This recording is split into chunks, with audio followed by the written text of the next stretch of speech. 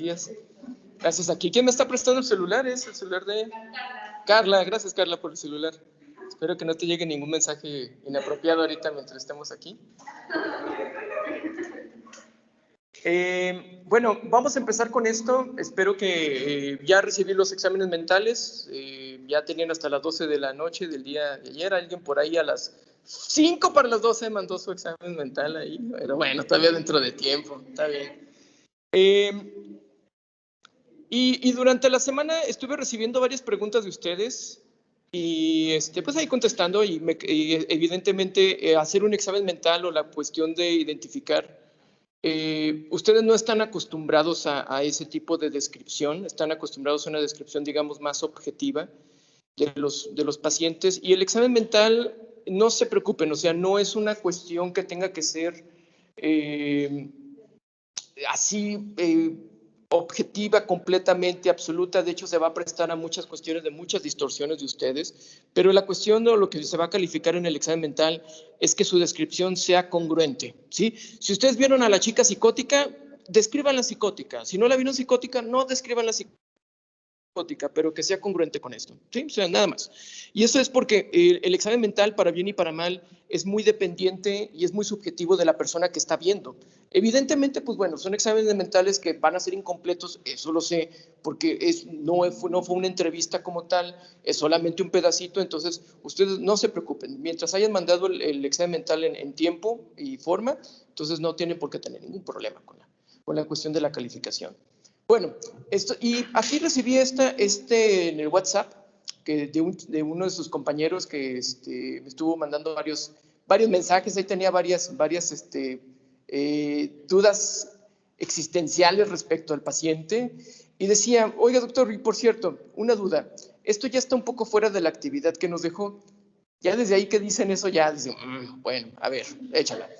Pero de casualidad, ¿el diagnóstico de la muchacha del segundo video no es obsesivo-compulsivo o histriónica? Dije, en primer lugar, ni hemos visto diagnósticos, o sea, para partir. Y además, en segundo lugar, hay que tener cuidado. ¿Cuál es la función de un diagnóstico? ¿Para qué diagnosticamos? Para tratar, para que tenga una función terapéutica, ¿sí? Entonces, hay que tener cuidado y eso se tiende mucho a psiquiatría. Eso también es otra cuestión que hace la psiquiatría un poquito diferente al resto de la medicina. No sé si se acuerdan, por ejemplo, cuando estuvo Donald Trump, ¿cuál es el diagnóstico psiquiátrico de Donald Trump? A ver, espérame, o sea, no, un diagnóstico se hace en un contexto terapéutico, en un contexto de una valoración, a partir de un examen mental, pues bueno, de forma adecuada, y siempre y cuando el diagnóstico tenga una función terapéutica. Si nada más tiene una cuestión de etiquetar por etiquetar, pues solamente estamos promoviendo más lo que es el estigma, ¿sí? Entonces, así como de ¿cuál es el diagnóstico? Pues bueno, o sea, a lo mejor por una cuestión, evidentemente, pues de cuestión formativa de ustedes, vale la pena hacer lo que es el ejercicio. Y yo le dije a su compañero, le dije, mira, del diagnóstico ni te preocupes. No, es que estaba yo revisando y estábamos preguntando. Le digo, no, mira, porque de todos modos, es más, puede ser obsesivo compulsivo y puede ser histriónico, ¿sí? Porque también estás metiéndonos ya en otros elementos que son el trastorno de personalidad, y ese es otro rubro completamente diferente. Puede ser histriónica y puede tener depresión, puede ser histriónica y puede tener también trastorno de ansiedad, puede ser histriónica y puede tener trastorno obsesivo compulsivo. O sea, en psiquiatría es un poquito diferente porque ustedes están acostumbrados a llegar como al diagnóstico y que ese tenga que ser el diagnóstico específico. Aquí en psiquiatría no. A veces los diagnósticos se interna el paciente, pasan 2 semanas, 3 semanas y apenas estamos viendo de un diagnóstico. A veces entra un estudio de neuroimagen y cambia completamente el diagnóstico de 6 meses después. O sea, a veces los diagnósticos pasan a un segundo plano en psiquiatría. Y esto más que nada porque a partir de que, como yo les comentaba en las primeras clases, es como una de las cuestiones que se critican en la psiquiatría es la parte del diagnóstico, como por ejemplo la homosexualidad, ¿sí? Que era un diagnóstico psiquiátrico, era una enfermedad, un trastorno mental, y que afortunadamente ya se quitó. Entonces, por eso yo le digo mucho a mis pacientes cuando están, ¿qué diagnóstico tengo, doctor? A ver, digo, espérame. O sea, sí es importante tener un diagnóstico, pero a veces los diagnósticos incluso cambian, ¿sí? Incluso pues hasta como las signos zodiacales. Ahora resulta que metieron un nuevo signo zodiacal y ahora cada quien tiene que cambiar y es de signo zodiacal. ¿Sí? O sea, hay que ser un poquito más flexibles. Aquí en psiquiatría la cuestión de la mente, de la mentalidad tiene que ser un poco más flexible. Y ahora que empecemos a ver, ahora sí ya trastornos, vamos a empezar con el trastorno depresivo, ya que veamos la cuestión farmacológica. Sí, hay criterios que se deben de cumplir, sí, habrá cosas muy específicas que yo les diga que tienen que ustedes tener como en conocimiento, pero en psiquiatría se presta a mucha flexibilidad en cuanto a lo que es la parte de diagnóstica, en cuanto a la parte de la descripción, pero lo que sí es que tiene que ser congruente y eso es lo que vamos a valorar en el examen mental. Bueno, estábamos con el trastorno depresivo, en donde vuelvo a hacer énfasis de la clase pasada y particularmente porque esto es ya la próxima, pues ya va a ser ya un examen, ahora sí ya un examen en forma. Creo que para los exámenes están viniendo presencial todos, ¿no? ¿O cómo están haciendo para exámenes? ¿En presencial? ¿Y vinieron todos? ¿O cómo lo hicieron? ¿O vinieron una parte y luego otra parte? Ah, ok. Bueno, yo creo que va a ser algo así. Fíjate que tenemos 3 horas para... ya se me fue la onda. Bueno, y estábamos con la depresión. Y bueno, yo les pasé en la semana el algoritmo del MHGAP, que el MHGAP, quienes pudieron revisarlo, es un documento creado por la OMS, también en relación a lo primero que estuvimos platicando en la primera clase, en donde no existen suficientes especialistas para poder tratar depresión, para poder tratar ansiedad, para poder tratar problemas de consumo de alcohol. No hay y no los va a haber. Y entonces es muy importante que los médicos de primer nivel de atención tengan la capacidad de poder hacer la identificación diagnóstica y del tratamiento de los trastornos de ansiedad. Entonces, este algoritmo, ahorita se ve mucha información, pero bueno, lo vamos a desmenuzar. Y particularmente la primera parte, pues ya la vimos, que es lo que son los criterios clínicos del DSM para trastorno depresivo. ¿Ok? A ver.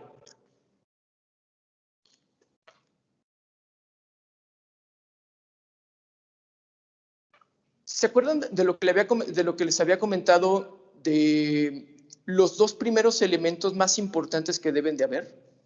¿Sí? Porque hay como 9 síntomas o 9 elementos fenomenológicos que hay que buscar en el paciente con depresión, pero los 2 primeros elementos que hay que buscar es, en cuanto a la temporalidad, 2 semanas. ¿Sí? Vuelvo a hacer énfasis en eso. ¿Sí?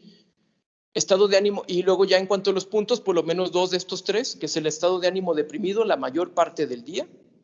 Habíamos dicho que niños y adolescentes, y aquí está marcado así subrayado en rojo, que los niños no muestran como tanto la tristeza, sino que muestran la irritabilidad porque todavía no tienen formado una personalidad. Y la otra parte que es todavía me parece más importante en la clínica, más que la tristeza, es esta cuestión que es la pérdida de interés o placer por actividades, que, ¿cómo le llamamos esa palabra? Pues la pérdida de interés. Anedonia. ¿Sí? El hedonismo es el placer. La anedonia es la falta de placer. ¿Sí? Ese es el nombre, como digamos, como adecuado para decir esta pérdida de energía. Y el paciente que tiene poca energía o se cansa fácilmente, pero realmente los importantes son los 2 primeros. ¿Ok? Entonces, nuestro primer, de hecho, con estas preguntas se ha hecho estudios de cribado en donde tienes 800,000 personas, tienes 8,000, y si tú les preguntas estas 2 preguntas, estos 2 elementos, durante las últimas 2 semanas, ¿te has sentido la mayor parte triste del tiempo? ¿Ya has perdido el interés en las cosas? ¿Sí? Ok, pásale para aplicarte tu escala de depresión. ¿Durante las últimas 2 semanas te has sentido triste la mayor parte del tiempo o has estado con pérdida de interés? ¿No? Ok, tú no. O sea, a partir de esto podemos hacer como dividir el mar entre los que están con sospecha de depresión y quien extrañamente no. O a lo mejor hay otro diagnóstico. Puede ser del otro lado. Sí, pero eso es bien importante porque a partir de eso no tienes que andar, cuando tú quieres hacer como una identificación muy temprana, rapidísima en el consultorio o en cualquier otro lugar, no tienes que aplicar toda la escala, ¿sí? Se ha visto que estas 2 preguntas o estos 2 elementos son muy importantes para poder identificar quién ya está en sospecha de un trastorno depresivo. Y a esa otra persona valdrá la pena que ahora sí ya hagamos como el resto de las preguntas. Y dice, repite aquí, Durante las últimas 2 semanas la persona se ha presentado por lo menos son 3 síntomas, o sea, son 2 de los primeros y 3 de los siguientes. O sea, en total tenemos que tener 5 criterios clínicos. De esos 9 tenemos que tener 5 entonces, ¿sí? Y esto ya lo vimos la vez pasada. La concentración, la disminución de la autoestima, ideas de culpa, visión pesimista, ideas o actos de autolesión, o sea, ideación suicida, alteraciones del sueño o disminución del apetito, que prácticamente son los mismos criterios del DSM-5. Entonces no tenemos ahí ningún problema, ¿sí? Pero lo que quiero que quede muy claro aquí es cómo ustedes, a partir de 2 preguntas muy sencillitas, la mayor parte del tiempo durante las últimas semanas se ha sentido usted triste y ha perdido el interés en cosas que antes le gustaban. Y esto, por ejemplo, el paciente luego a veces no entiende mucho esa pregunta y se tiene que reformular un poco de, a ver, antes a usted le gustaba, ¿qué cosas le gustaban antes a usted? No, pues salir al cine, salir con mis amigos, etcétera. Ah, ya como que esas cosas le empieza a perder el interés y ya no le dan ganas de hacerlo. Sí, doctor. Ah, no, pues entonces ya es donde ya podemos estar como en una sospecha de un trastorno depresivo. ¿Ok? ¿Hasta aquí alguna duda, chicos?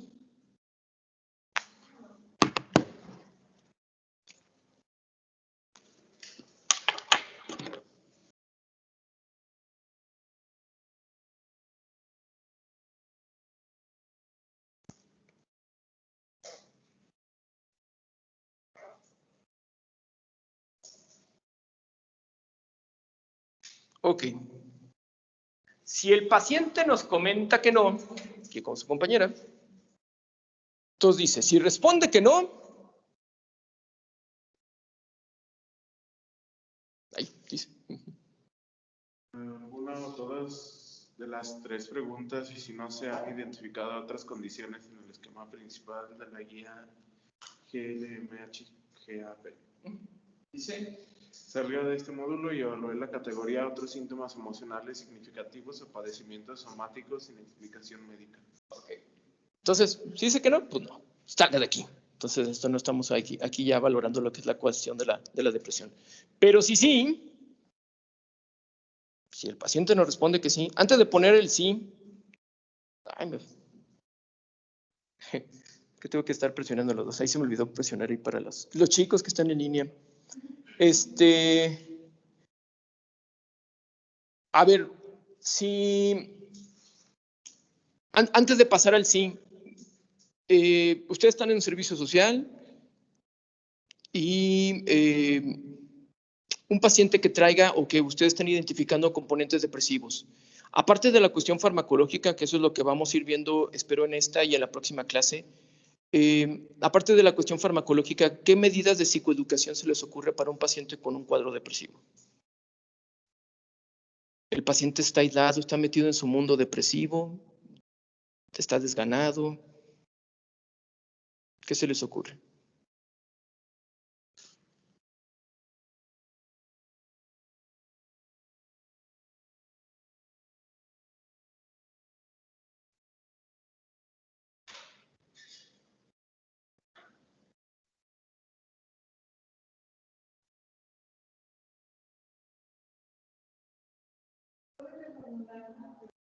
Sí, llega un paciente con un cuadro depresivo, estás en el servicio social y antes de, o sea, ¿qué medida de psicoeducación tienes que hacer con un paciente con depresión?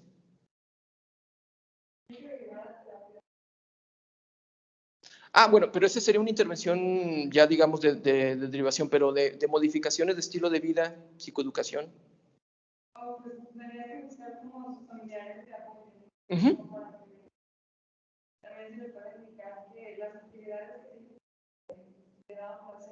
Uh-huh. Uh-huh. Ok. Eso es importante. Aquí lo que estás hablando se llama reactivación. Es una reactivación. Es muy difícil a veces los pacientes, pero sí hay que tratar de que aquellas actividades que hacía anteriormente, que le gustaban y que... Porque, ¿qué hace nuestro cerebro cuando hacemos una actividad placentera? ¿Qué hace el cerebro? ¿Qué libera? ¿Qué sustancia? ¿Cuál es la sustancia del placer? El neurotransmisor del placer. ¿Mande? Serotonina. Endorfinas. ¿Cuál, perdón, acá? Por acá dijeron en el teléfono. Dopamina. Dopamina, muy bien, gracias. Así están.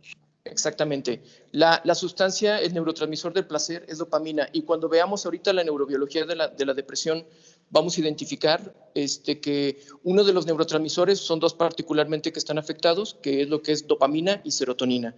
Ahora, muchas veces, y lo que ustedes han escuchado mucho sobre la depresión es la alteración a nivel de la serotonina, pero en los últimos años he encontrado que cada vez es más importante identificar las alteraciones a nivel de la dopamina. Entonces, cuando un paciente viene con alteraciones del placer y esto, y cuando le estamos pidiendo que trate de retomar las actividades, es difícil a veces el paciente, especialmente cuando viene una depresión grave o moderada, es difícil porque el paciente a veces es como mover una roca. El paciente está completamente anulado en esa cuestión de su vitalidad. Ahí es donde requerimos el tratamiento farmacológico para, digamos, como movilizar al paciente.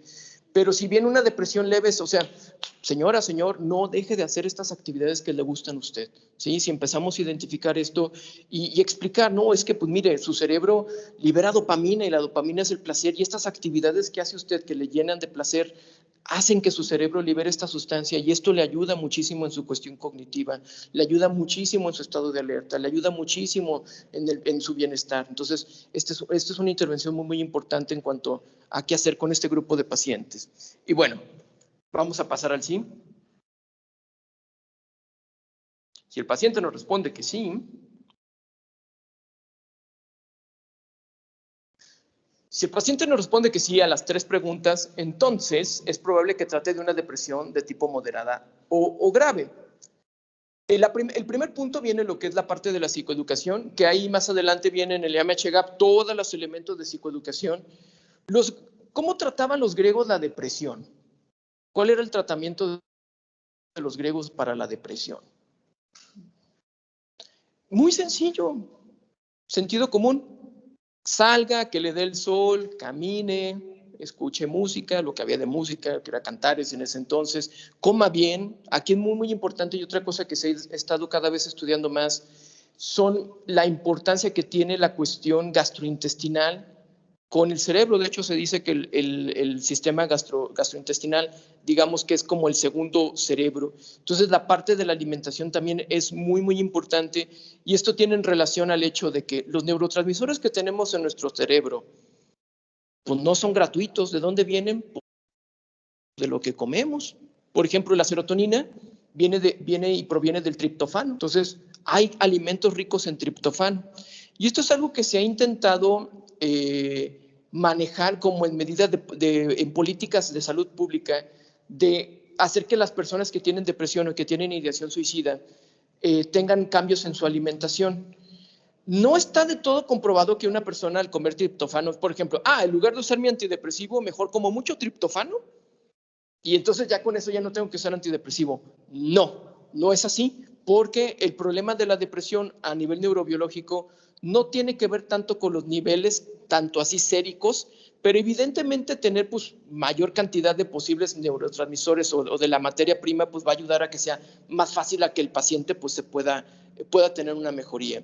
Entonces, la parte de la alimentación, la parte del movimiento, o sea, cuestiones muy, muy generales de hacer en cuanto a psicoeducación. Revísenlos en el MHGAP, vienen pues ahí más a fondo. En el siguiente punto, aborde de psicosociales estresantes actuales. Ahí es cuando ya empezamos a identificar, oigan, ¿y cuál es la situación que está pasando con usted? ¿Cuál es la situación? Si hay una cuestión de tipo económica, de tipo familiar, etcétera. A lo mejor, como dijo aquí, ¿cuál es tu nombre, perdón? Janet, aquí como dijo Janet, a lo mejor tenemos que hablar a la familia. Me ha tocado pacientes en donde la intervención terapéutica es, como tiene tantos conflictos en la casa, con la mamá y se están agarrando del chongo, o con la esposa o lo que sea, ¿sabe qué? Hay alguien con el que usted se sienta tranquilo y seguro, sí, una prima con la que me puedo ir a vivir, váyase a vivir 2 semanitas con ella, váyase un ratito con ella. O sea, tenemos que romper esas cuestiones psicosociales que a lo mejor están provocando un mayor nivel de estrés para el paciente. Eso también pueden llegar a ser también intervenciones. Promueve el restablecimiento de las relaciones sociales, es lo que comentaba también aquí cuando llamamos a la familia y les decimos, oigan, pues necesitamos que aquí apoyen a su familiar. Considerar el tipo de el uso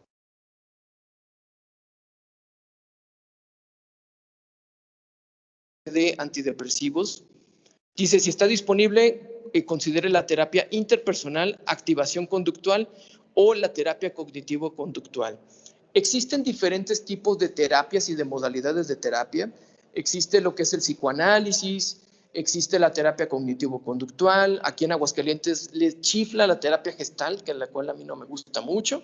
Y así, y luego ya vienen las pseudoterapias, lo que es la angeloterapia y que el movimiento de chakras y cosas así bien raras y bien extrañas, que evidentemente son pseudoterapias y que no tienen un bagaje ni un cuerpo clínico que respalde esas formas de pseudoterapias y evidentemente pues no están recomendadas.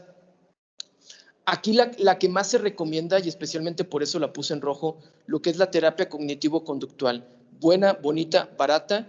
Lamentablemente aquí en Aguascalientes no hay mucha gente preparada para terapia cognitivo-conductual, pero para trastorno depresivo y para trastorno de ansiedad es de las que ha mostrado mejor nivel de evidencia. Un psicoanálisis, no sé si alguien de ustedes haya ido a... No todo que va a psicoterapia va a psicoanálisis. A veces pensamos que la terapia o ir a una psicoterapia, no hay que confundir psicoterapia con psicoanálisis. Psicoterapia es todas las modalidades de intervención psicoterapéutica. Y psicoanálisis, pues es una de ellas, que es la clásica, ¿no? La de que te sientas en un diván, que estás ahí como que ni siquiera ves al terapeuta, que uno se la pasa hablando y hablando y hablando y el terapeuta pues ni habla hasta el final que te dice, pues nos vemos a la siguiente, ¿no? Es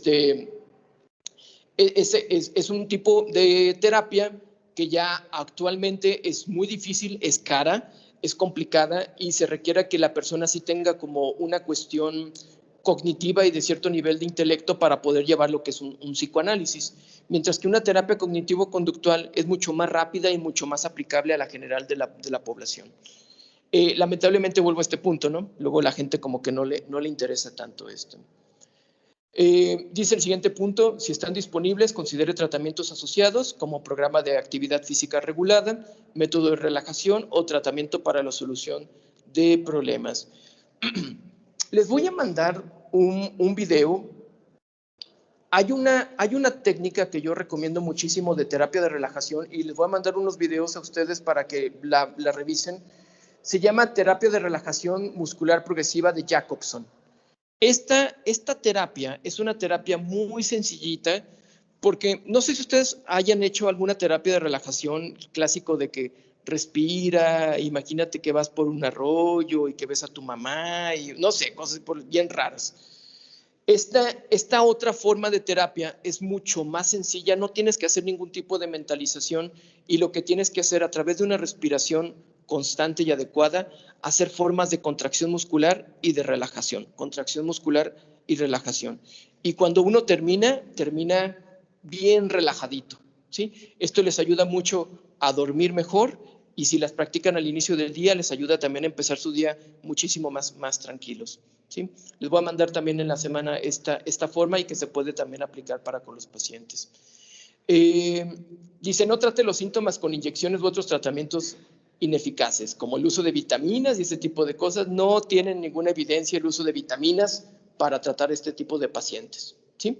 Y el seguimiento, pero bueno, ese ya el seguimiento ya sería otro show.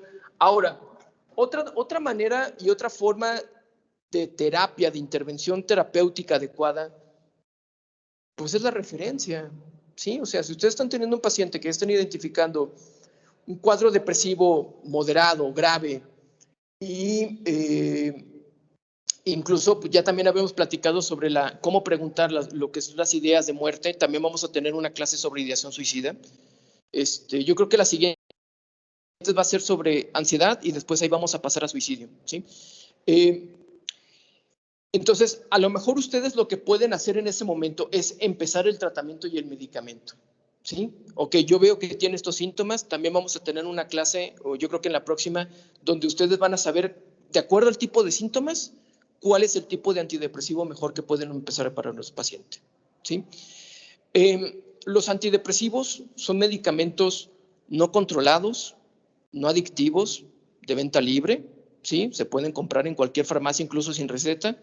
Sí, así como ir a comprar unas papas, ahí en la farmacia van y compran unas papas y una sertralina. Y esto es importante para comentar al paciente y comentarles a ustedes porque yo sé y entiendo que mucha de la percepción en psiquiatría es que los medicamentos son todos adictivos o medicamentos son muy agresivos o que los medicamentos son de difícil uso. Sí existen medicamentos complejos, pero van a ver que cuando veamos la parte de los antidepresivos es mucho más sencillo, muchísimo más sencillo. Existen muchos, pero vamos a hacer aquí una simplificación en cuanto al tipo de medicamentos que hay. Porque a mí lo que me ha tocado ver es cómo los médicos generales, particularmente los del IMSS, les es muy fácil soltar las clonazepam. El paciente llega, trae ansiedad, no duerme bien, clonazepam. Paciente se siente inquietito y todo, clonazepam, ¿sí? ¿Y qué pasa? Que lo que estamos nosotros provocando es una epidemia de dependencia de benzodiazepinas, pero son los propios médicos. Y luego le sueltan el clonazepam a la señora y luego la sobrina resulta que también trae un poquito de ansiedad. ¿Y qué hace la tía? Ay, mija, pues mira, a mí me dieron y entonces ya tenemos 2 adictas a clonazepam, ¿sí? En forma completamente innecesaria. Y el uso de benzodiazepinas no es el tratamiento, desde una vez les digo, no es el tratamiento de primera línea para trastornos de ansiedad, ni para insomnio. Esos son otro tipo de medicamentos, ¿sí? ¿Se puede hacer el uso de benzodiazepinas? Sí, pero bajo casos muy extremos. Yo en lo personal es muy raro que en la consulta de benzodiazepinas, y eso lo dejo como ya en una situación que ya si veo que el paciente está prácticamente ahí convulsionándose de ansiedad ahí frente a mí, digo, no, pues ahora sí, ahí te va tus gotitas de clonazepam, ¿no? Por favor, tómese esto. Pero sí, que ustedes se vayan con esta idea del uso de los antidepresivos, que es mucho más sencillo y que hay estas cuestiones de intervenciones inadecuadas en primer nivel de atención. Aquí no está hablando, aquí nunca dijo nada sobre benzodiazepinas. La OMS, en cuanto a primer nivel de atención para depresión y para ansiedad, no recomienda el uso de benzodiazepinas. ¿Ok?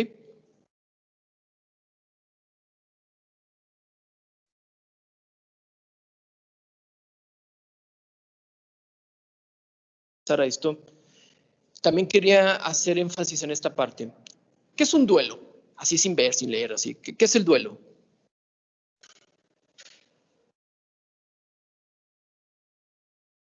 Cuando dice, estás de duelo.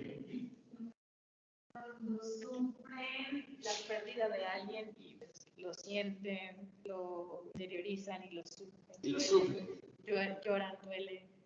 Ok. El tiempo que tardan en sanar después de haber perdido a alguien o algo. Ok, muy bien, sí. Sufrimiento, ok, sanar, ok, muy bien, sí, es un camino. El duelo es un proceso, ¿sí? Es un proceso normal, es un proceso natural, ¿sí? Que como ustedes saben, así pues son las etapas, que tiene las etapas de que la negación, la ira, la depresión, y al último termina en la aceptación, ¿sí? Y hasta yo me acuerdo que en las iglesias cuando hay una persona que ha fallecido y lo que primero que dice el padre, algo así como de que tengan pronta resignación, ¿no? Que es como aceptación. Es un nombre más acá para decir aceptación. Entonces, el duelo es este proceso, porque también lo que pasa muchas veces es que fallece un ser querido y me llevan a la esposa o me llevan a la hija. Oye, doctor, es que acaba de fallecer el papá. Y la hija, pues, está, pues bueno, pues sí, o sea, entonces, a ver si le da algo para que la calme. No, o sea, un duelo no se debe, de entrada un duelo no se debe de medicar, ¿sí? Un duelo, habrá acompañamiento psicoterapéutico, que son, ¿cómo se llama ese tipo de terapia? Tanatología, muy bien, gracias. Es la tanatología, y sí, eso sí, podemos, mira, ¿sabes qué? Sí, veo que, pues bueno, evidentemente hay esta situación difícil y complicada y podrá haber un apoyo, un acompañamiento tanatológico, pero de entrada algún tratamiento o algo así. No es que se la pasa llorando, pues déjela que llore, o sea, pues llorar sirve para liberar endorfinas, sirve para calmar, sirve para, entonces, pues adelante, ¿no? Pero, y bueno, normalmente un duelo no se debe de tratar. El duelo, en cuanto a la temporalidad, no queda muy claro. Aquí la MHG puso 2 meses, pero no manchen, o sea, fríos, o sea, no. Generalmente yo he visto en la bibliografía que es de 2 meses a 6 meses, lo que es el periodo de un duelo. O sea, de doctor, llevo 5 años. No, a ver, espérame, ese ya es un duelo, ya se complicó, que ese es el siguiente punto que quería llegar, un duelo complicado, ¿sí? Entonces, Duelo, no podemos diagnosticar a una persona que esté en duelo, lo podemos diagnosticar de entrada como un trastorno depresivo, a pesar de que tenga todos los síntomas. No, es un proceso y es parte del proceso normal y natural. Y conforme va pasando el tiempo, la persona pues va a ir bajando estos síntomas, van a ir mejorando y pues va a llegar hasta lo que es la parte de la aceptación y la resignación. Pero hay personas que sí, y bueno, de hecho aquí dice, en el caso del duelo, no considera el uso de antidepresivos, ¿sí? Dice, hable y ofrezca apoyo en una adaptación culturalmente apropiada a lo que es al duelo, ¿sí? Entonces, que aquí en México sería como la adaptación culturalmente apropiada, es ve y consíguete otra, ¿no? Sería como la intervención cultural aquí mexicana que dirían para el duelo. ¿Es obligatorio el duelo ante una pérdida? O sea, ¿todas las personas tienen que sentirlo? ¿O es, por ejemplo, patológico que no lo sientan? Ok. No, a ver, el duelo cada quien lo tiene diferente. O sea, y si hay personas que su duelo fue de un microsegundo y realmente no, y inmediatamente llegó la aceptación, bueno, está bien, ¿sí? Qué persona tan estoica, ¿no? Pero a ver, pero también hay ciertos mecanismos de defensa. Cuando, aquí ya me voy a meter un poquito lo que es más a la clase de psicología, que están llevando psicología clínica, ¿verdad? ¿Ya vieron mecanismos de defensa?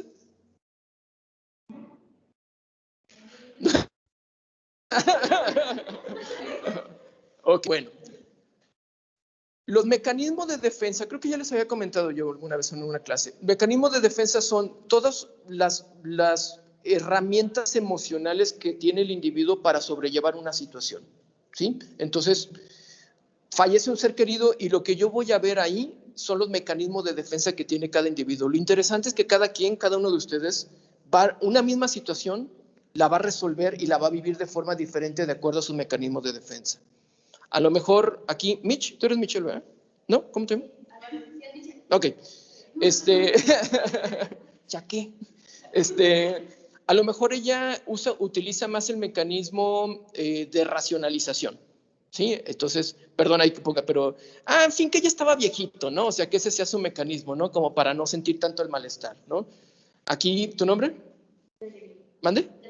Jacqueline. Utiliza un mecanismo un poquito más primitivo, perdón, pero que es el de volverse contra sí, que es el de y se anda cortando, ¿no? También, entonces, para sentir el dolor, entonces en lugar de sentir el dolor emocional, lo voy a sentir en lo físico, ¿sí? Y así cada quien va teniendo, el mecanismo que tú estás comentando sería, y el que yo tengo que averiguar, es si eso de no sentir es un mecanismo de defensa que se llama negación. O la persona es súper estoica y la verdad es que es súper acá de no me importa. Y dices, bueno, pues está bien, órale, chido, ¿no? Sigues con tu vida. O si es una negación, ¿qué va a pasar con la negación? ¿Qué pasa con las personas que niegan y niegan y niegan y niegan y niegan y niegan? Si niegan todos sus síntomas, si niegan todo su malestar, sus emociones, ¿qué pasa con la persona que niega sus emociones constantemente? Sí, exacto. Aquí dijeron, se deteriora físicamente. Va a salir por algún lado esto, ¿sí? Las emociones, y aquí digamos, perdón, pero esto de las energías y del chakra, pues fíjate que sí tiene un poco de razón y tiene cierta lógica. O sea, si una energía negativa, emocional, está aquí en mi pecho, estoy aquí señalándome el pecho, señores, y esto lo niego y no lo trabajo, esto se va a empezar a convertir energía emocional en energía de malestar, incluso somático, y ese es un otro mecanismo de defensa, que es la somatización, ¿sí? A mí, en lo personal, no sé, ustedes ahí hagan conciencia, a mí cuando estoy muy estresado me sale una roncha roja aquí horrible aquí en el cuello, ¿sí? Es mi somatización, ¿sí? Entonces, racionalización, negación, volverse contra sí, bla, bla, bla, bla, bla, bla, y somatización, o sea, lo que vamos a ver aquí son los mecanismos de defensa de nuestro paciente. ¿Sí? Esto, bueno, es fuera del curso, pero es importante que ustedes entiendan esta parte que es lo que vamos a nosotros ver. Y cuando ustedes sean médicos, internistas, cardiólogos, nefrólogos, pediatras, lo que sea, ustedes lo que van a ver cuando su paciente esté enfermo, cuando esté en el hospital, fíjense en cómo reacciona el paciente. Y lo que van a ver son los mecanismos de defensa. Sí, pacientes que les hacen un diagnóstico y no me importa, yo voy a seguir con mi vida. Bueno, ok, está negándose completamente El problema de la negación es que no me permite hacerme cargo de mi problema. Es diferente a ser estoico, o sea, usted tiene diabetes, bueno, dígame doctor, ¿qué tengo que hacer? Ok, ya sé esto y esto y esto, o sea, lo tomó súper bien, pero lo tomó con responsabilidad. Sería una actitud estoica. A diferencia de alguien que está en negación, de usted tiene diabetes, no me importa, yo voy a seguir con mi vida, en fin de algo me voy a morir.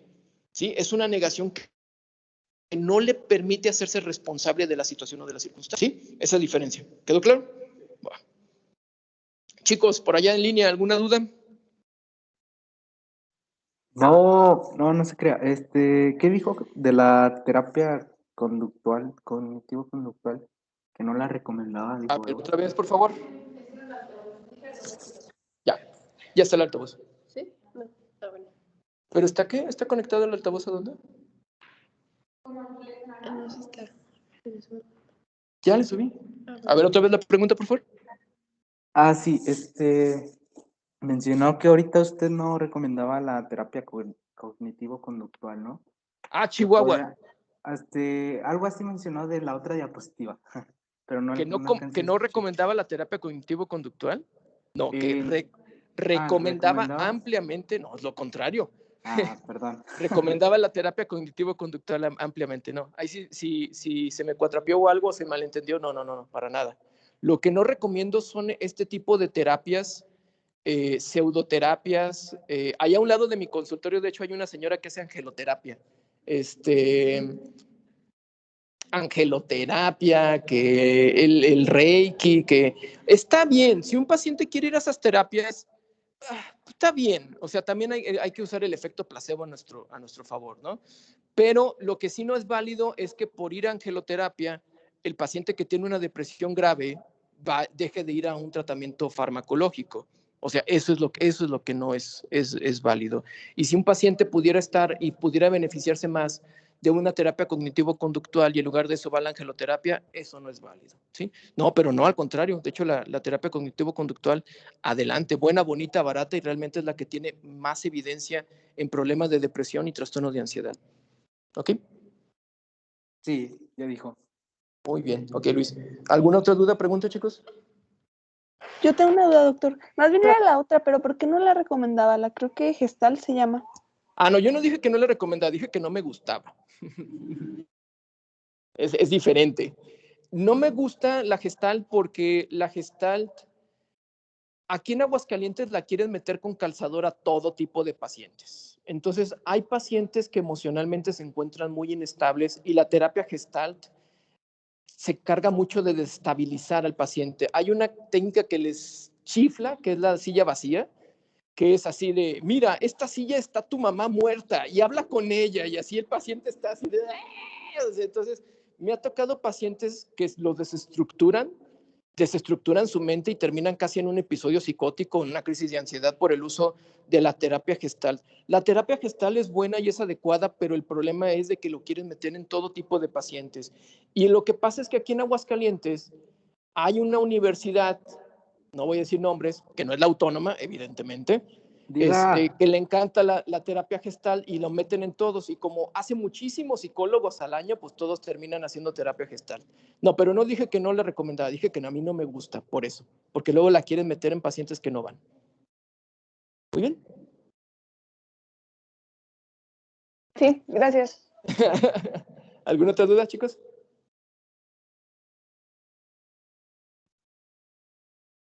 Janet, ¿sí?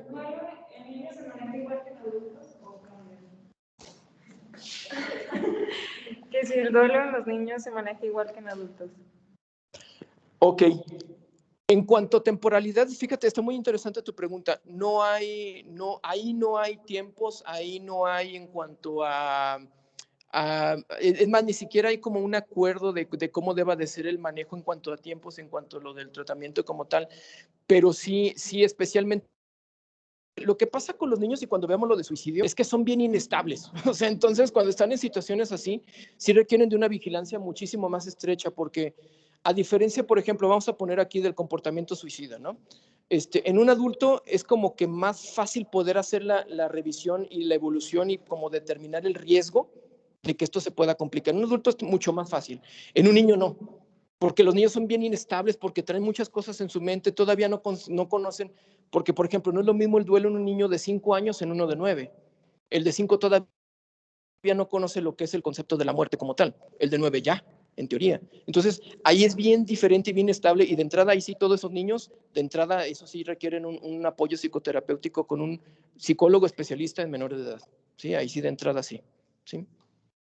Pero igual, tratamiento y eso hasta que ya llegue, que era a lo que iba con esto, de que hay duelos que sí se complican, ¿sí? Hay duelos que llegan a una complicación, y entonces cuando vemos que la sintomatología es lo suficientemente importante e intensa, que ya lleva ya más de estos 6 meses, que ya está llevando una alteración, que ya está viendo ideación suicida, ahí el duelo sí ya se debe de medicar y ya se debe dar un tratamiento incluso farmacológico, ¿ok?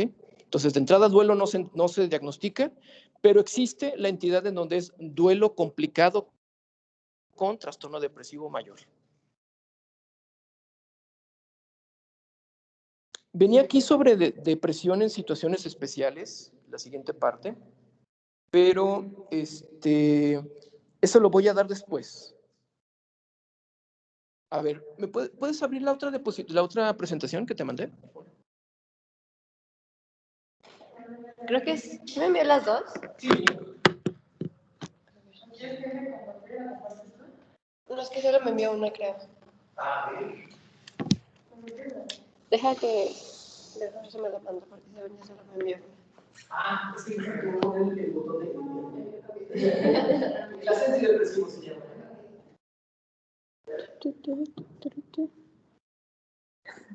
ya andan en la clase. Pero sí, está prendido, ¿no? ¿Está prendido? Tiene que estar en tu teléfono. Sí, sí está prendido. No, pues ya.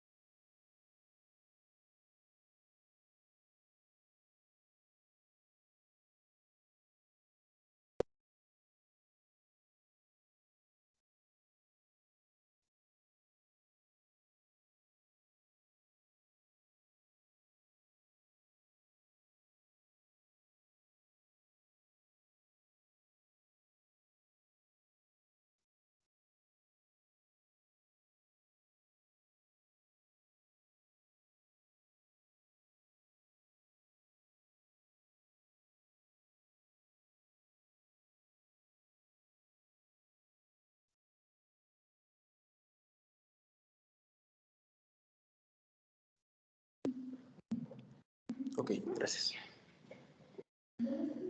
Muy bien, chicos. Vamos a pasar a la siguiente parte, que es en cuanto a lo del tratamiento de la depresión. Ahorita lo que vamos a abordar, por cuestiones de tiempo, es solamente las generalidades en cuanto al tratamiento depresivo.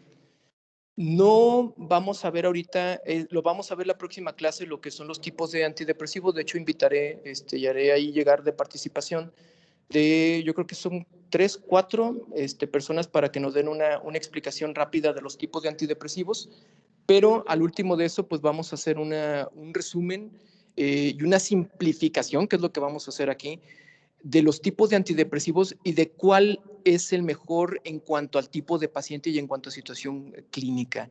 Entonces, a mí me interesa mucho, y esa es otra cosa que también en el examen, de hecho, de una vez les voy a decir más o menos, me estoy imaginando y visualizando, es como poniendo un paciente con cierto cuadro clínico, tal vez a identificar si tiene un cuadro depresivo o tiene un cuadro de ansiedad, y acorde a la sintomatología ponerle, oye, y de estos tipos de antidepresivos, ¿cuál sería el mejor para el paciente, no?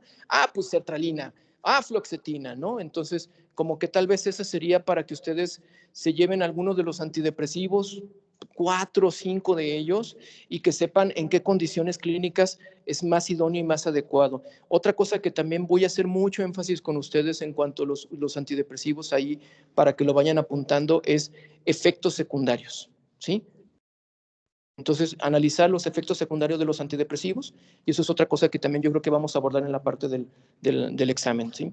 ¿Cuándo es la siguiente tanda de exámenes? ¿O ya? ¿Ya están ahorita? Ok, bueno. Creo que ahí me dejan al último.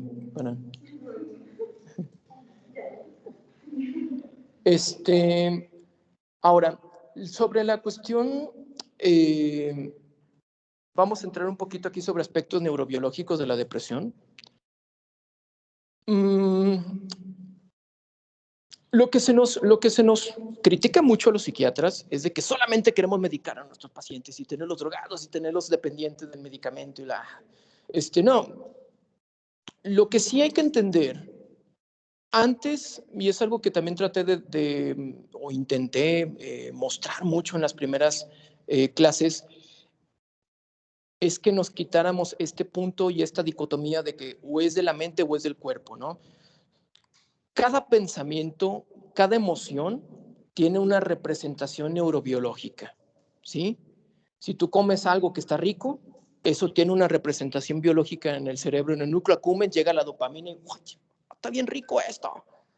Si hay un pensamiento de tristeza en el sistema límbico, habrá ciertos cambios en cuanto a neurotransmisores y eso tendrá una representación biológica, ¿sí?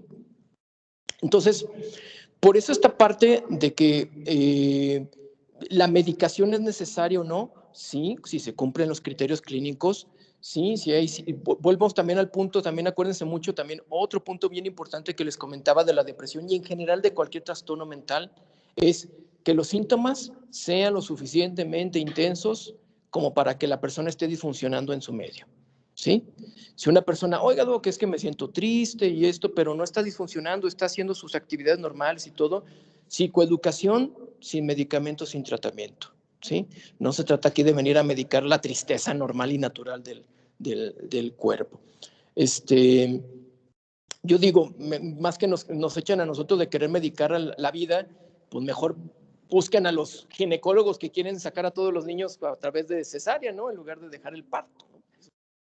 La medicalización de la vida. Pero bueno, en cuanto a las hipótesis monoaminérgica de la depresión, se empezó a hipotetizar y algo que está muy manejado en el argot ahí de la cultura general es la serotonina. Aquí la serotonina está representada en este triángulo, chicos, con el 5-HT, 5-hidroxitriptofano, que es el nombre de la serotonina. Así. Entonces, y ahí viene el derivado del triptofano, que les había comentado que es como la materia prima para la serotonina. Entonces, pero, y vuelvo a hacer énfasis, en cuanto a que el uso de los medicamentos solamente de índole serotoninérgica, se vieron que no eran suficientes y había pacientes con depresión que no mejoraban con estos medicamentos. Entonces, se empezó a encontrar y identificar que había otro tipo de neurotransmisores que también son muy importantes para el uso o para la mejoría de los síntomas depresivos. Aquí NA, evidentemente, significa noradrenalina y DA, muy importante, dopamina. Ahora, chicos, aquí para simplificación, noradrenalina y dopamina lo vamos a tomar por igual. ¿Por qué? Porque metabólicamente y neurobiológicamente la dopamina es un derivado de la noradrenalina. Está la noradrenalina, tiene un metabolismo, entra una enzima, no me acuerdo de cuál es el nombre de esa, pero a partir de eso se secreta la dopamina. Entonces digamos que la noradrenalina y dopamina son primas hermanas, ¿sí? Entonces aquí vamos a tomar prácticamente dos neurotransmisores, de un lado serotonina y de la otra dopamina, ¿ok? Y esto es bien importante porque cuando hay un paciente en el consultorio y yo indago todos los síntomas, oiga, ¿y cómo se siente? ¿Y cuál es el síntoma? ¿Y cómo come? ¿Cómo duerme? ¿Cómo está el placer en la vida? Esto hace que a mí yo me vaya dando una idea de para dónde va más la alteración. Si para una alteración más de índole de tipo serotoninérgica, entonces yo sé que existen estos antidepresivos que mejoran la serotonina, escojo este. O que, ¿sabes qué? Yo de plano veo a este paciente que tiene una alteración fundamental a nivel de la dopamina, vamos sobre antidepresivos que tengan más que ver con la vía dopaminérgica.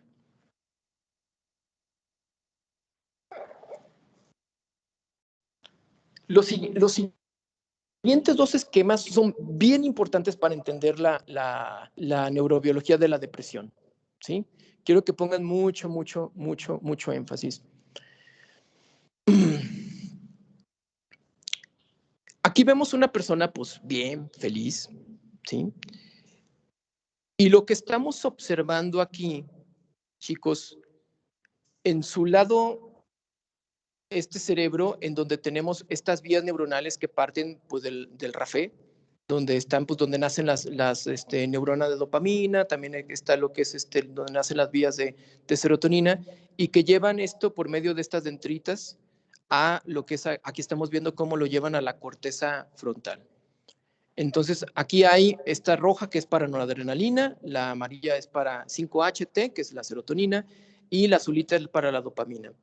Entonces, fíjense cómo cada una de ellas está liberando estas cositas que se ven como triangulitos, que son los neurotransmisores. Evidentemente dice NE, que es noradrenalina, 5-HT, que es serotonina, y DA, que es dopamina. Y en la otra parte, serían como la equivalente a la neurona postsináptica, se ven los receptores, cada uno también en colorcito, ahí se ve como un pequeño, una muesquita, que sería como el receptor, ¿sí? Esa sería una funcionalidad normal, neurobiológicamente normal. Ahora, la siguiente diapositiva es muy importante porque les voy a presentar cómo se ve esto cuando la persona está deprimida.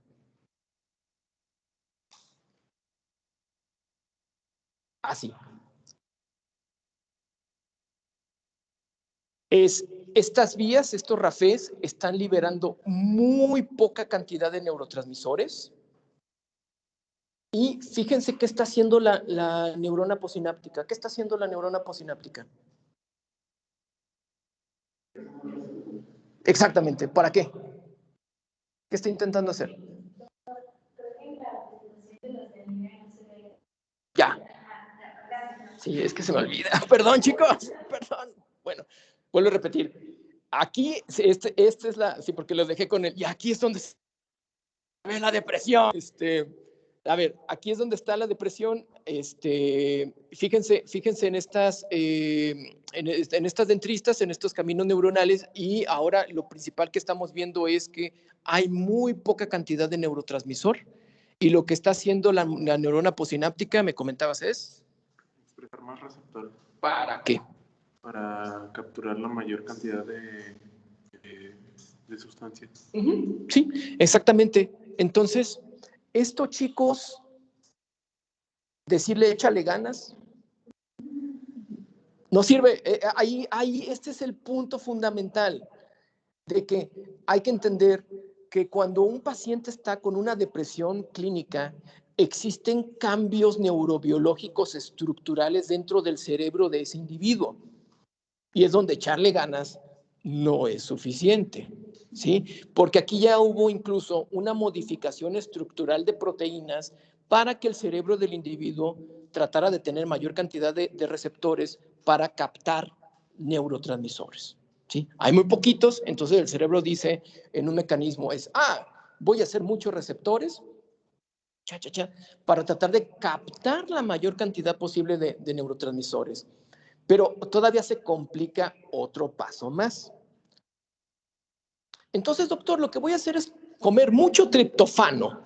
Ok, y puede ser que sí haya mayor cantidad de triptofano y eso haya mayor cantidad de serotonina, pero lo que se ha visto es que realmente el problema ya no solamente es una cuestión de cantidad de neurotransmisores o de receptores, sino que también lo que se ve afectado es la capacidad de acoplamiento. El acoplamiento del receptor del neurotransmisor al receptor es un acoplamiento ineficaz, ¿sí? Entonces, tenemos dos elementos aquí. Cambios estructurales, ojo, también, pues evidentemente esto es bien importante. Es alteración estructural en cuanto a la cantidad de neurotransmisores. En forma secundaria, incremento de receptores en forma compensatoria, pero también, tercer punto muy importante, es un acoplamiento inadecuado entre el receptor, entre su neurotransmisor y el receptor, ¿sí? Entonces, por eso es, no, echarle ganas no sirve y no funciona.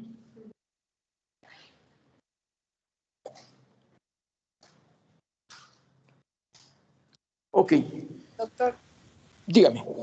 ¿podría volver a repetir esos tres, por favor? Claro que sí. Sí. El primer lugar es cantidades insuficientes de neurotransmisor. Número 2, una acción compensatoria con incremento de número de receptores, que sería ya lo que es el cambio estructural. Y número 3, que ya sería como la tercera parte de la disfunción, que es cuando existe el acoplamiento entre el neurotransmisor y el receptor, este es inadecuado, hace un acoplamiento inadecuado.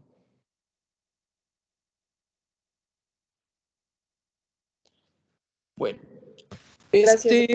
sí, no, este cuadro que está aquí, si se fijan, lo estoy dividiendo 2 síntomas arriba y síntomas abajo. Este cuadro es simple y sencillamente, chicos, los criterios del DSM. ¿Sí? Aquí está. La mayor parte del tiempo durante las últimas 2 semanas ha estado deprimido, sería la parte de arriba donde se dice depressed mood, y ha estado con apatía o con desgano de las cosas que antes le gustaban. Simplemente estos 2 puntos son los primeros que ya habíamos comentado, que son como las 2 preguntas más importantes para identificar el riesgo de depresión. Y abajo viene la representación ahí esquemática de cada uno de los otros síntomas. ¿Y se acuerdan de los de abajo? ¿Cuántos tenían que ser para...? Eso estoy diciendo. Sí. Son los 2 de arriba y 3 de abajo. ¿Sí? Cualquiera de los 3 de abajo. Pero los de arriba tienen que estar para poder hacer el diagnóstico de trastorno depresivo. Ahora, ¿qué vamos a hacer? Vamos a desmenuzar y vamos a ver en cada parte del cerebro dónde están estos síntomas. ¿Sí? Ok. Ya una de sus compañeras nos había hablado de la corteza prefrontal y de la importancia de las alteraciones que hay en la función de la corteza frontal y cuando existen alteraciones. Muy bien. De estos síntomas, la corteza frontal, prefrontal, vamos a identificar que en la depresión existen alteraciones en los 3 niveles, a nivel de noradrenalina, a nivel de dopamina y a nivel de serotonina. Ojo, vuelvo a hacer énfasis, dopamina y noradrenalina, tómenla por igual, ¿sí? Y lo que vamos a ver, y esto es bien importante porque cuando el paciente me está comentando sus síntomas, yo me estoy imaginando cuál es el área cerebral que está más afectada. ¿Sí? Aquí vamos a ver varios niveles de área cerebral. Entonces, cuando el paciente me dice que está sin ánimo, ojo, muy importante la depresión, que eso es algo que últimamente se ha hecho mucho más estudio en la depresión y mucho más énfasis, alteraciones cognitivas y alteraciones de la concentración. ¿Sí? Doctor, siento que no pongo atención, doctor, siento que se me van las cabras. Esto es muy, muy importante y eso es un síntoma que cada vez se le da más énfasis en la depresión. La fatiga psicomotora, impulsividad, irritabilidad y la disfunción ejecutiva. Ojo, las alteraciones en el ánimo, las alteraciones de la concentración, la fatiga, esas serían más énfasis en cuanto a dopamina. Nos habla más de disfunción dopaminérgica. Mientras que la impulsividad o la irritabilidad nos habla más de alteraciones de disfunción de serotonina. ¿Sí? Eso es bien importante porque eso me determina a mí saber cuál es el medicamento que yo voy a usar. Sí.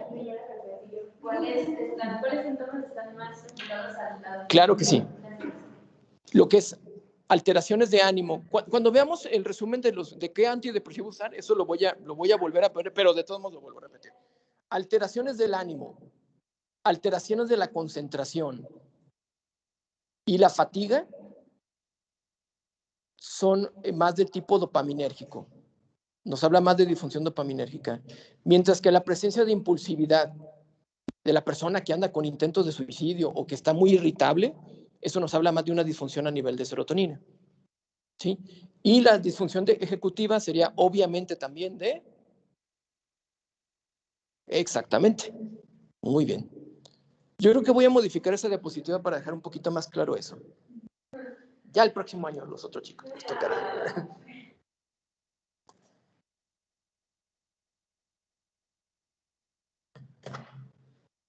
Ok.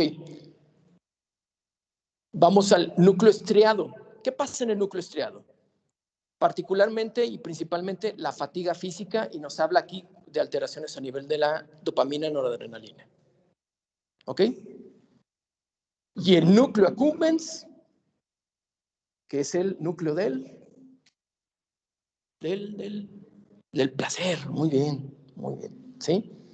Entonces, ¿se fijan cómo yo ya voy haciendo como un mapa cerebral a partir de los síntomas que me va dando mi paciente? Yo ya voy identificando cuáles son las áreas cerebrales en donde se encuentran mayor alteraciones en los neurotransmisores y el tipo de neurotransmisor que está afectado, ¿sí?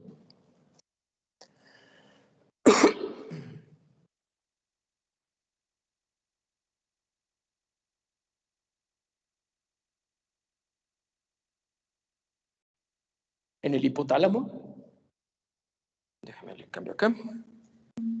Ok, en el hipotálamo, aquí está muy simplificado porque el sueño es un desmoder, o sea, el sueño tiene que ver con muchísimos neurotransmisores, pero, ojo, y aquí voy a adelantar un poquito, un spoiler alert. Una de las alteraciones y uno de los problemas que tienen los antidepresivos es que muchas veces cambian la función del sueño y pueden afectar o pueden producir trastornos del sueño los antidepresivos, irónicamente. Entonces, ¿por qué? Porque el sueño está también muy determinado por la parte de la serotonina. Y el apetito, la noradrenalina, pues también ahí es muy, muy importante.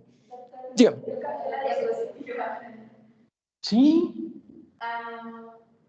Bueno, se sigue viendo lo del estriado y el núcleo accumbens. Listo. No, ya se ve la amígdala. Listo. ¿Ya? Ah, ok. Pero es que, bueno, aquí había cambiado yo. Ok, chicos, bueno, ahí en línea es ya sobre el hipotálamo, alteración del sueño, particularmente la disfunción a nivel de la serotonina, pero es una simplificación, porque el sueño tiene que ver muchísimos neurotransmisores. A ver si nos da tiempo de ver un poquito sobre la parte del sueño. Y la alteración del apetito, ojo, aquí, y es algo que también se ha estado estudiando mucho sobre de las cuestiones del... la teoría de la obesidad en relación a como un tipo de adicción, en donde también la dopamina, se fijan, pues la dopamina tiene que ver mucho con el núcleo accumbens, tiene que ver la dopamina también aquí con el apetito y la noradrenalina. Entonces se ha hecho también una hipótesis en cuanto a la cuestión del sobrepeso, de la obesidad, también en este ámbito de la adicción. Pero realmente, pues nos podemos hacer adictos a cualquier cosa, ¿sí? Entonces, particularmente ahora lo que estamos, antes, hace como 5 o 6 años era como muy, muy en boga estudiar lo de la obesidad y la adicción. Ahora lo que está más en boga es estudiar de la adicción con redes sociales y el uso del celular, ¿sí? También van habiendo modas en eso, en lo que se va estudiando. Bien, bien importante. Cuando veamos trastorno de ansiedad, aquí está el punto de unión entre depresión y ansiedad. Yo le digo a mis pacientes, es que, doctor, ¿tengo ansiedad o tengo depresión? Pues mire, no hay depresión sin ansiedad y no hay ansiedad sin depresión. Pero lo que sí en usted está predominando estos síntomas y por eso le doy este medicamento. Pero aquí, cuando veamos ansiedad, trastorno de ansiedad, aquí es donde nos vamos a meter mucho, en esta parte, en la amígdala, ¿sí? Que es parte de todo un sistema que se llama sistema límbico, que el sistema límbico es el encargado de la regulación de las emociones del individuo, ¿sí? Entonces, aquí cuando estamos viendo que hay un paciente donde hay muchos síntomas, sentimientos de culpabilidad, muchos pensamientos suicidas, estamos hablando de alteración más a nivel de la amígdala y aquí pongo 5HT, 5HT, 5HT, 5HT. Aquí tiene que ver evidentemente lo que es la parte de la serotonina. Ahora, ¿qué pasa si a un chico o una persona que venga con alto sentimiento de culpabilidad, suicidabilidad, y yo en lugar de dar un medicamento que tenga paraserotonina le doy un dopaminérgico? ¿Qué va a pasar? No va a funcionar en primer lugar. ¿Y?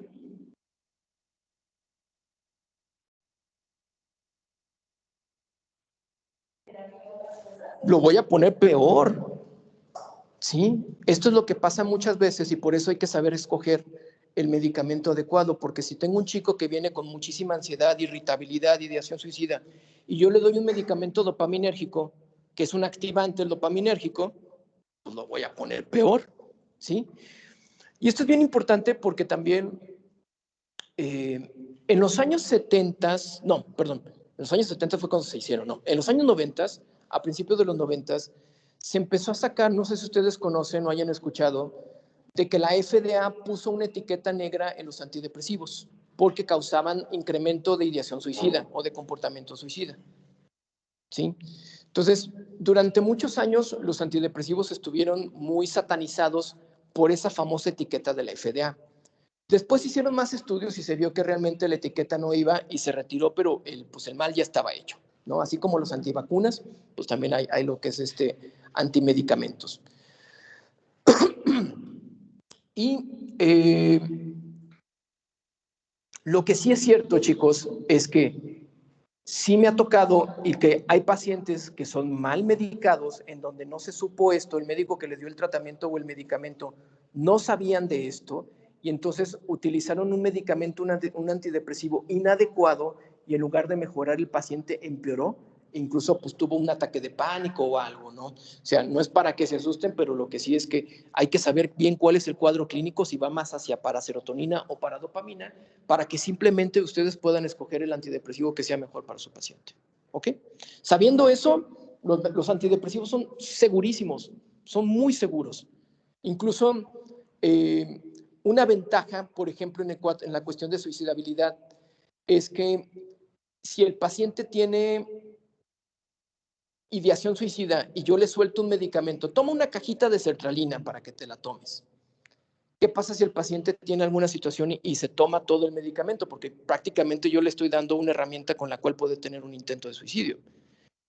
Si se toma, es que se tomó la caja completa de sertralina, realmente no pasa nada. Realmente sí existe un síndrome serotoninérgico, pero con los nuevos antidepresivos es muy difícil que pueda haber alguna complicación. Realmente son medicamentos muy seguros, incluso lo que es en sobreingesta. Entonces, así, sí, es que me tomé la caja, pues está bien, pero pues no te va a pasar nada, te va a dar chorrillo, nada más, o sea.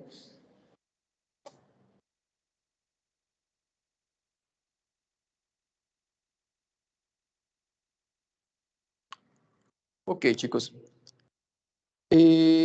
Vamos a ver un pequeñito esquema.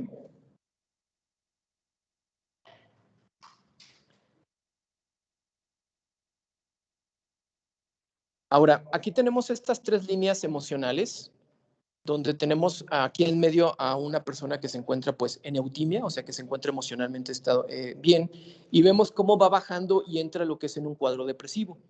Entonces nosotros identificamos al chico y la persona, o el chico o la chica viene a consulta, ahí donde se encuentra donde termina la primera flecha, y entonces ahí nosotros empezamos un tratamiento, un fármaco, ¿no? Que a lo mejor la persona traiga muchos síntomas de apatobulia, mucha anedonia, y empezamos fluoxetina, por decir un nombre. Y entonces la persona mejora sus síntomas, vuelve a regresar lo que es al estado de eutimia, y aquí lo que tenemos es una remisión de los síntomas, ¿sí? Pero para poder decir, porque esto también es el otro punto también importante, la otra pregunta, en la segunda consulta cuando llega el paciente me dice, doctor, me siento súper bien y que muchas gracias y que todo. ¿Y ahora cuánto tiempo me tengo que tomar esto? ¿Sí? Actualmente, las guías de tratamiento marcan que el tratamiento debe de ser aproximadamente de 6 meses a 1 año. Y ya cada vez se pone más énfasis en que debe de ser un año de tratamiento. Esto es porque sí, ahorita usted está a lo mejor en la remisión de los síntomas, pero si lo que queremos es una recuperación total, tiene que ser 6 meses a 12 meses de tratamiento. Ahora, acorde a lo que vimos de los aspectos neurobiológicos, de lo que ahorita vimos en los otros cuadros, ¿por qué creen que tenga que ser este tiempo? ¿Qué estará haciendo el medicamento? ¿Qué se imaginan? ¿Por qué tenga que ser ese tiempo?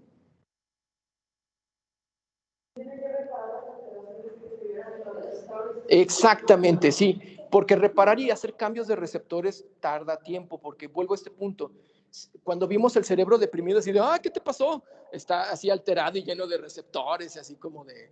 Entonces es como de que llegamos al jardín y está todo lleno de hierba mala, ¿no? Así como de, a ver, vamos a podar esto, ¿no? Vamos a dejarlo bonito. Entonces, porque no se necesita que realmente la persona tenga esa cantidad o exceso de receptores. Estratégicamente y estructuralmente no es viable para el cerebro, ¿sí? Entonces, lo que va a hacer el medicamento en estos 6 meses a 12 meses es hacer un recambio estructural y que baje la cantidad de receptores, pero que sean receptores realmente eficaces y eficientes para que esta unión entre neurotransmisor y receptor funcione bien, ¿sí? Entonces, aquí es donde, por eso es muy importante, porque es la clásica en donde el paciente se siente bien a los 3 meses o los 2 meses y entonces deja el medicamento. Y lo que tenemos acá es la posibilidad de una recaída, ¿sí? Ok, entonces, esto es para que, espero que haya quedado mucho más claro de qué pasa estructuralmente, por qué el tiempo de tratamiento, ¿sí? ¿Cuáles son los neurotransmisores afectados? ¿Cuáles son las áreas cerebrales en donde vamos nosotros a identificar? No sé si quedó claro esto. ¿Sí, chicos? Doctor. Chicos, claro. Doctor, una pregunta. Claro que sí. Y bueno, ¿todas las personas depresivas forzosamente presentan cambios estructurales tanto en los receptores o en la liberación de los neurotransmisores o no? Sí. Bueno, ahora hablamos de todo paciente que clínicamente está deprimido, sí. O sea, pero por eso es de que debe de haber una intensidad y una temporalidad. O sea, por eso una persona que lleve muy triste una semana, unos días, no hay esos cambios y entonces ahí no es necesario el tratamiento. Pero ya si lleva ya más de estas, parece ser 2 semanas, ya empiezan a haber estos cambios estructurales. Ahora, no es lo mismo el cambio estructural que va a haber una persona que lleve un mes deprimido, que va a ser muy poco los cambios estructurales, a una persona que lleve 10 años deprimida o 27 años deprimida. Imagínate el cerebro de esa persona estructuralmente cómo va a estar. También no solamente si hay cambios o no, sino es a qué nivel, ¿sí? Ok, gracias, doctor. Además, nuestro cerebro siempre está cambiando. Tenemos áreas estructurales muy chidas, muy buenas, muy efectivas y otras que la verdad están así como que... ¿sí? Doctor. ¿Pregunta? Sí, yo tengo una pregunta, pero bueno, es como más por curiosidad. Duda de curiosidad, ok, pero habla fuerte porque te están escuchando tus compañeros. Ok. No sé si me escuchen. Ok, pues nada más es una pregunta en la que, por ejemplo, cuando uno dice que se pone deprimido, o sea, pero de forma aguda se podría decir, ¿hay qué cambios hay estructuralmente? O bueno, si no hay cambios estructurales, sería como una disminución del neurotransmisor o algo así, o sea, cuando te pones, no sé, así de que, ay, estoy triste porque, no sé, me dejó el novio o X cosa. Sí, hay en hipótesis sería nada más la disminución del neurotransmisor, pero no el cambio estructural, porque para que haya un cambio estructural requiere de mucho tiempo. Ahí estaríamos hablando solamente de disminución del neurotransmisor nada más. Ok, gracias, doctor. Que le dejó el novio.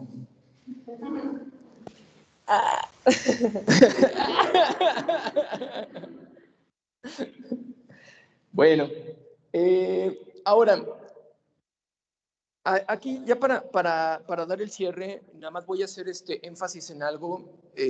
Ya después la próxima clase hablaremos sobre los tipos de medicamentos, grupos de antidepresivos y yo creo que ya empezaremos también la parte de ansiedad.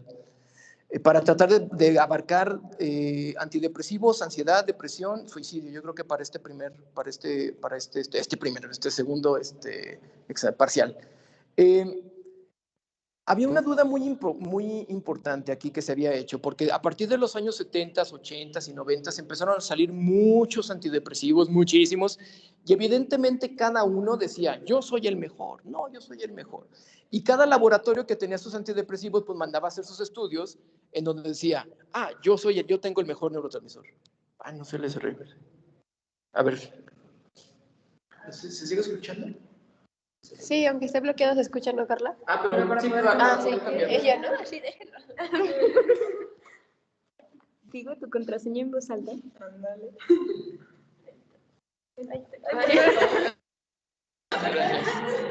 A ver, déjame aquí, le cambio aquí para lo de la pregunta. Ya, ok. Entonces, había esta duda y esta pregunta de cuál era el mejor antidepresivo. Y como había un relajo de que no sabíamos porque cada laboratorio estaba metiendo su dinero y su lana, el cochino dinero ahí para poder vender más antidepresivos, se hizo en los años 90 un estudio muy importante que se llama el estudio STAR-D.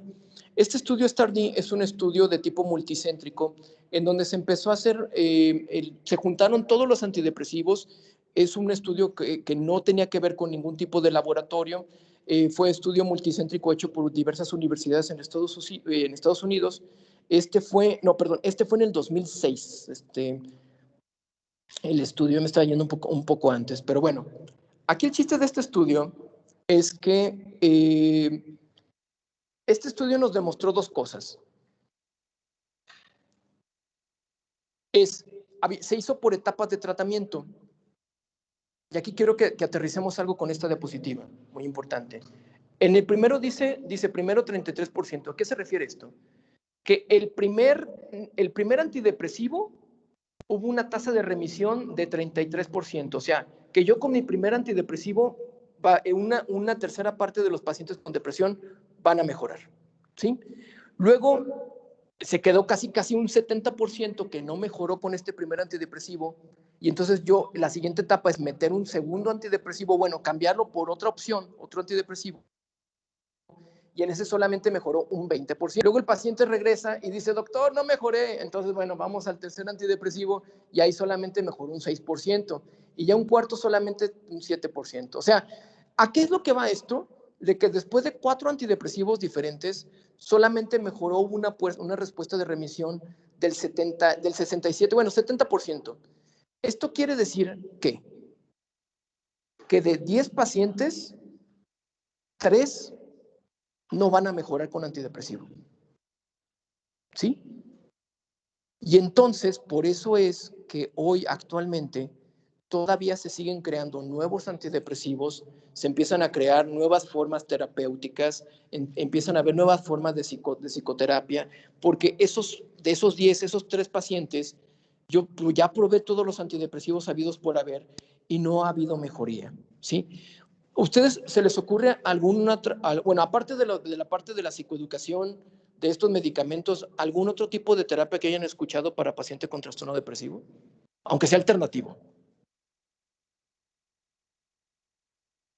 Acupuntura. Que dan como estimulación magnética transcraneal. Muy bien, sí. Exactamente. Una de ellas es la estimulación magnética transcraneal. Y de hecho está avalada por la FDA para depresión resistente. Muy bien, sí, exactamente. La estimulación magnética transcraneal se hace aquí en Aguascalientes, la hacen ahí en Torremac, no sé si en el norte ya, pero en el sur. Ahí está Climedia, que hace la estimulación magnética transcraneal, que digamos que es la versión muy moderna y fifí de la terapia electroconvulsiva. ¿Sí? La terapia electroconvulsiva es otra también. ¿Sí? Ahora está muy en boga, no sé si ustedes hayan escuchado del uso de ketamina, que la ketamina es un medicamento utilizado para anestesiología, y el uso de ketamina se está utilizando mucho en los últimos 5 años para depresiones resistentes y depresiones con ideación suicida, y parece que está funcionando bastante. ¿Sí? Y ya fuera aquí de grabación, el LSD y otro tipo de sustancias psicoactivas también se está usando mucho y se está investigando en forma seria en Estados Unidos sobre dosis bajitas de LSD o de diversos psicotrópicos que también para depresión pueden llegar a funcionar. ¿Sí? ¿Esto por qué? Porque si nuestros antidepresivos funcionaran al 100%, ya no tendríamos que crear más medicamentos. Ya con los que tenemos sería suficiente, pero esos 3 pacientes de 10 todavía no están teniendo esta mejoría. Y esos son los pacientes que en el WhatsApp, doctor, no mejoro. Y yo estoy ahí como de, ¿qué te hago? Porque ya probé todo. Entonces, pues ya se tiene que mandar a otro tipo de terapia. También, pues bueno, aparte del apoyo de psicoterapéutico, aparte del apoyo de modificación de estilo de vida sobre ciertas cuestiones, ¿no? Muy bien, chicos. Dígame. Pues es cierto que como médicos de primera línea podemos empezar con un tratamiento de antidepresivo.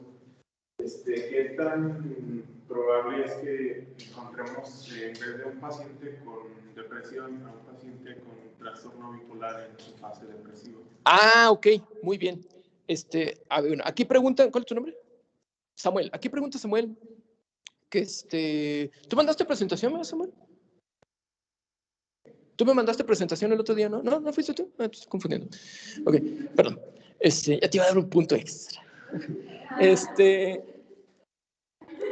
La pregunta ¿qué pasa? Esta es una pregunta bien compleja y bien difícil, Samuel. Y es una pregunta que ya tiene que ver más con el ámbito de especialidad ya, pero también tienes mucha razón en cuanto, pregunté aquí Samuel, ¿qué pasa si un paciente realmente tiene una depresión, pero no una depresión normal, sino una depresión de carácter de bipolaridad? Eso lo vamos a ver cuando veamos lo que es bipolaridad, pero aquí, ¿qué pasa con estos pacientes? Si hay un paciente con trastorno bipolar y yo le doy un antidepresivo, puede ser que lo lleve a un fenómeno que se llama viraje y de la depresión lo lleve hacia la manía, al otro extremo. Entonces, así como de, ups, tenía trastorno bipolar, lo siento, no sabía. Mira, ha habido y hay casos, y entonces, pues bueno, ya hiciste el diagnóstico de trastorno bipolar, ahora sí que a partir de una iatrogenia, pues hiciste un diagnóstico, es una serendipia, pero hay ciertos elementos, particularmente en aquellos pacientes que empiezo dosis bajita de algún antidepresivo, y veo, por ejemplo, le empecé sertralina, que es un medicamento muy sencillito, muy bajito, y le empiezo media tableta, y me habla, doctor, es que con la media tableta me sentí súper acelerado, y mi mente, y a lo mejor no lo llevé a un episodio de manía, pero vi que empezó a hacer un efecto como paradójico, o como un efecto de demasiada aceleración. Digo, ¿sabes qué? Para el medicamento, y vemos nuevamente en consulta, y tengo que revalorar si lo que tú tienes es un trastorno bipolar, es una depresión de carácter bipolar, ¿sí? Entonces, cuando el paciente empieza a tener como estos efectos muy raros o extraños, de paradójicos con los antidepresivos, esa es una forma de sospecha de una depresión bipolar. ¿Okay? Buena pregunta, pero lo vamos a ver en casos especiales y en trastorno bipolar. Eso lo vamos a ver. ¿Okay? Muy bien, chicos, aquí vamos a quedar. La próxima clase vamos a ver lo que son los antidepresivos. Muy rápidamente, lo que son tricíclicos, los ISRS, que son inhibidores selectivos de la recaptura de serotonina, y lo que son los duales. Inhibidores de la MAO, eso ya son muy primitivos, eso solamente los vamos a mencionar, pero no nos vamos a meter. Y los inhibidores de la recaptura de dopamina y noradrenalina, que eso los usamos más como en el ámbito de adicciones. Entonces vamos a ver eso, vamos a empezar lo de ansiedad para la próxima clase, ¿sí? Entonces, no sé, ahorita cómo andan esta semana para ver si les pido que participen para...